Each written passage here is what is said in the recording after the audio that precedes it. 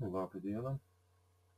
Šiandien turim 151 užsiėmimą. Praeitą kartą kalbėjome apie mokslo ir technikos pažangą XIX amžiaus pradžioje, XX amžiaus pradžioje, tame laikotarpyje. Šį kartą pratęsime pirmiausiai apie technikos raidą. Taigi XIX amžiui mokslas ir technika jungėsi į vieningą sistemą. Taip atsirado naujas reiškinys, tai yra nuolatinis mokslo ir technikos ryšys. Didelę reikšmę tolimesniam gamybos tobulinimui turėjo Vato išrastas universalus garo variklis, galėjęs sukti visų tipų darbo mašinas. Dėl plataus garo mašinų taikymo gamyboje amžininkai XIX amžių pavadino kabutėse garo ir geležies amžiumi. XIX amžiaus antroje pusėje prasidėjo technikos perversmas metalurgijoje.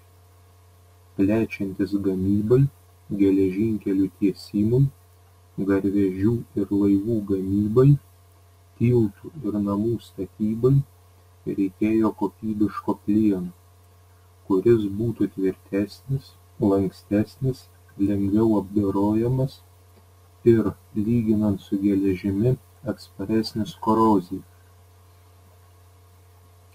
Tačiau plieno gamyba buvo 5–6 kartus brangesnė negu geležies. XIX amžiui buvo išrasti pigesni plieno lydymo būdai.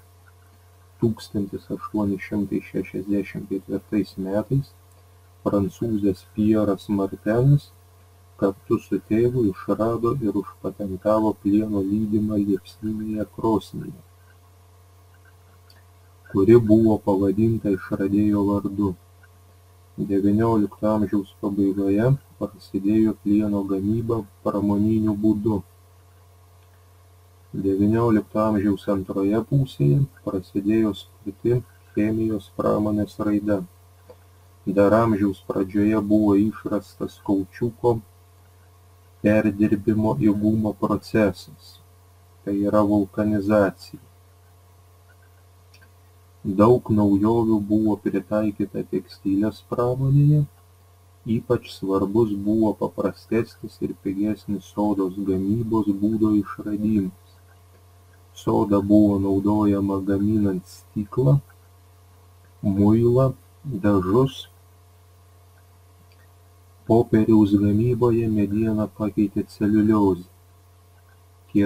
Kietoms uolienoms sprogdinti, gruntiniam vandeniui išgauti, pradėtas naudoti Nobelio išrastas dinamitas.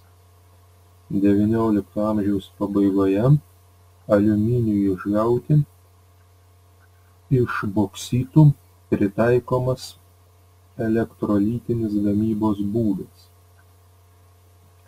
Aliuminis dėl savo lengvumo, lankstumo ir atsparumo korozijai pradėtas plačiai naudoti mašinų gamyboje. Chemijos pramonės raida sudarė palankias sąlygas gaminti pigesnius ir kokybiškesnius stiklo, gumos, dažų gaminius. XX amžiaus pradžioje pramoniniu būdu buvo gaminamas dirbtinis šilkas, celofanas, dirbtinės trąšos, įvairūs medikamentai. XIX amžiui pradėtos taikyti ir naujos energijos rūšys. Pagrindiniu energijos šaltiniu buvo akmens anglis, tačiau amžiaus pabaigoje, pradėjus naudoti elektrą, įsitikinta, kad elektros energija daug kartų pranašesnė už energiją, gaunama iš anglies. Ją buvo galima perduoti dideliais atstumais, o gamyklų nereikėjo statyti prie anglies telkinių. Edisonui vadovaujant 1882 metais Niujorke buvo pastatyta pirmoji šiluminė elektrinė. Pradžioje elektros energija buvo naudojama pramonės įmonėse ir apšviesti didelių miestų gatves. XIX amžiaus pabaigoje vienu iš energijos šaltinių tapo nafta. Iš jos buvo pagaminama 2 kartus daugiau energijos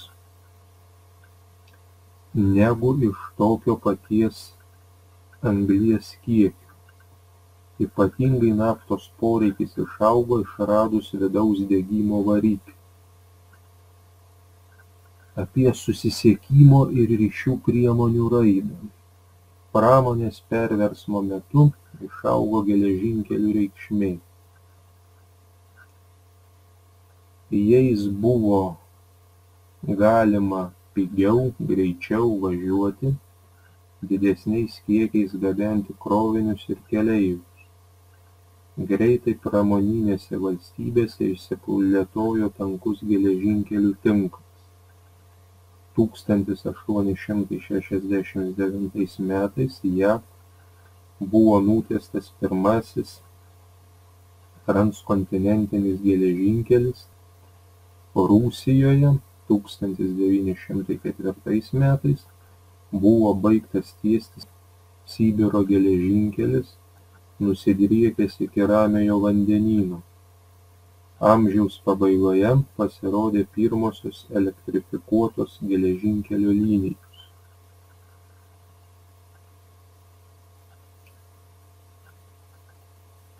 Pirmuosius garlaivius, tinkamus praktiniam naudojimui, XIX amžiaus pradžioje sukonstravo Fultonas. Iki XIX amžiaus pabaigos su garlaiviais dar sėkmingai konkuravo greitieji burlaiviai, tai yra kliperiai.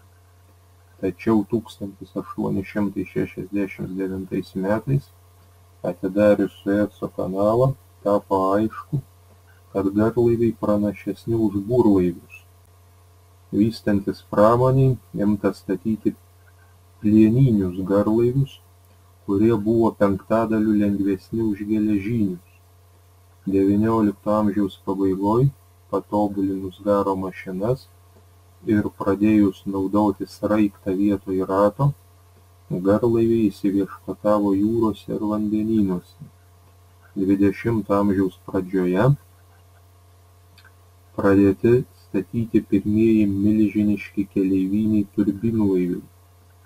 1912 metais balandžio 12 dieną į pirmąją kelionę per Atlantą išplaukė kabutėse Titanikas, anot jo inžinieriaus didžiausias, greičiausias ir patikimiausias pasaulyje laivas. Pirmoji ir vienintelė šio laivo kelionė baigėsi tragiškai. Susidūrė su ledkalniu, kabutėse Titanikas nuskendo. Vokiečių inžinieriai Karlas Bensas ir Gottliebas Daimleris sukonstravo pirmuosius savaeigius vidaus degimo variklius. Bensas triratį, Daimleris dviratį. Abu šie vokiečiai yra laikomi automobilio išradėjais, o automobilio tėvynė tai yra Vokietija. Pirmieji Benso ir Daimlerio pagaminti automobiliai stebino žmones ir niekas jų nemanė pirkti. Nors Vokietijos valdžia automobilių greitį ribojo iki 10 km/h, o benziną vairuotojai turėjo pirkti vaistinėse, automobilių populiarumas vis tiek greitai augo. Fordas gamino pigius automobilius, kuriuos galėjo nusipirkti daugelis gyventojų. Automobilių gamyboje Fordas pirmasis pritaikė konvejerį, įvesdamas darbo pasidalijimą. Gamybos procesas buvo suskirstytas į nesudėtingas, vieno darbininko atliekamas operacijas. XVIII amžiaus pabaigoje prasidėjo oreivystės istorija. Broliai Montgolfier 1783 metais išbandė aerostatą. Pirmuoju oro balionu į padangę pakilo avinas, gaidys ir antis. Tais pačiais metais pradėjo skraidyti ir žmonės. 1852 metais buvo sukonstruotas pirmasis valdomas aerostatas su garo varikliu, pavadintas dirižabliu. 1900 metais Ferdinandas von Cepelinas sukonstravo metalinį dirižablį. XIX amžiaus antroje pusėje buvo pradėti konstruoti ir pirmieji sklandytuvai. Vokiečių inžinierius ir aviacijos pradininkas Otas Lilienthalis sukonstravo sklandytuvą valdomą sklandytojo kūno. Tačiau tik XX amžiaus pradžioje pasirodė pirmieji lėktuvai. Sistemingi elektros tyrimai prasidėjo XVIII amžiaus pabaigoje, tačiau praktinis elektros panaudojimas siejamas su telegrafo išradimu.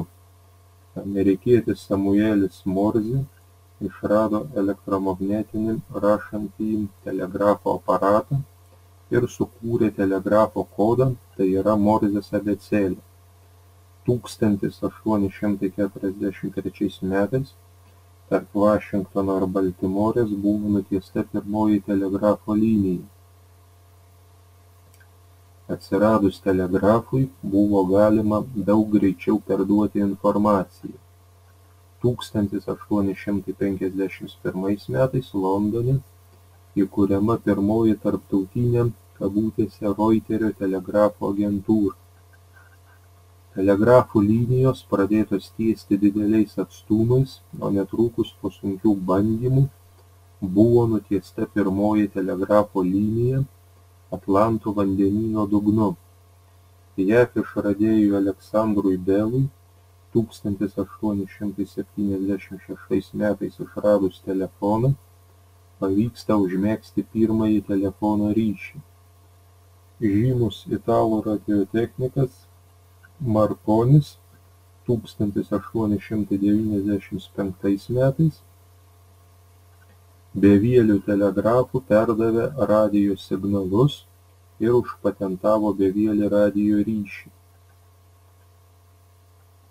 Marconis ir rusų elektrotechnikas Aleksandras Popovas sukonstravo ir pirmuosius radijo imtuvus, bet jie plačiau paplito tik po Antrojo pasaulinio karo.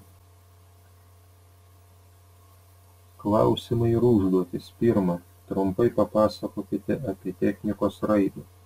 Kodėl XIX amžiaus viduryje pramonėje ir gamyboje išaugo plieno reikšmė? Kas naujo pasirodė rinkoje sparčiai vystantis pramonei? Pasakokite ir atsakykite remdamiesi pateiktą medžiagą ir žiniomis. Antra, trumpai papasakokite apie susisiekimo ir ryšių priemonių raidą. Kodėl tobulėjant susisiekimo ir ryšių priemonėms XIX amžiaus pabaigoje žmonėms pasaulis tapo kabutėse mažesnis? Pasakokite ir atsakykite remdamiesi pateiktą medžiagą ir žiniomis.